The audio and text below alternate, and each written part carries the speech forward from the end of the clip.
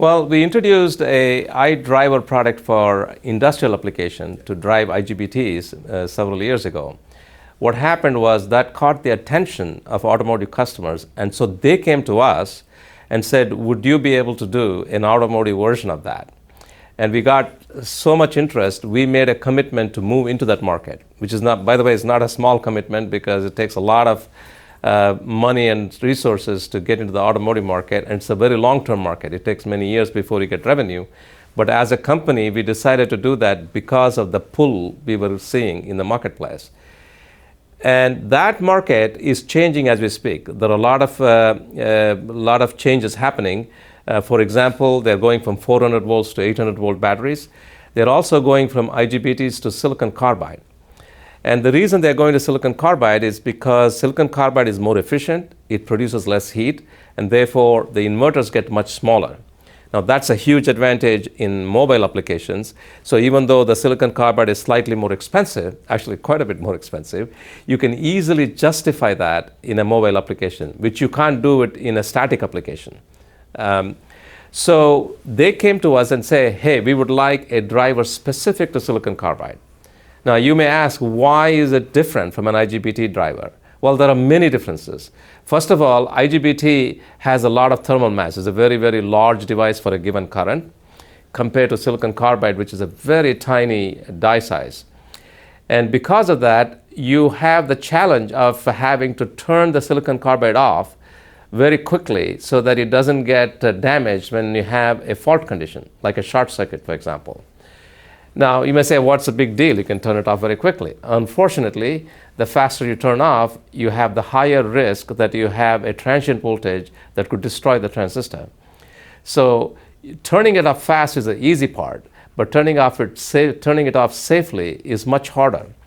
So we not only have to turn it off fast, we have to make sure that while we are turning it off, the drain voltage does not exceed the breakdown voltage of the transistor. And we have developed a proprietary technology that continuously monitors the drain voltage and in a closed loop fashion make sure that it never exceeds the the breakdown voltage of the transistor. So that's one challenge. The other challenge is that unlike IGBTs, which always have the same drive voltage, it doesn't matter who you buy the IGBT from, it's plus or minus 15 volts, and therefore you can have a single driver that will drive any IGBT. In case of silicon carbide, because it's brand new technology and everybody's transistor is a little bit different, they have different drive voltages. Some people have plus 10, minus 5, some people have plus 12, minus 3. So we have to accommodate that. So we actually have designed the chip so that it can actually adjust to any silicon carbide device you have. You can actually choose any voltage you want, positive and negative. So that's another big advantage.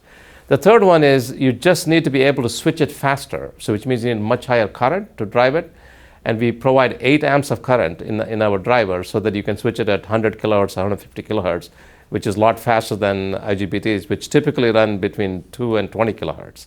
So those are the challenges that our drivers overcome.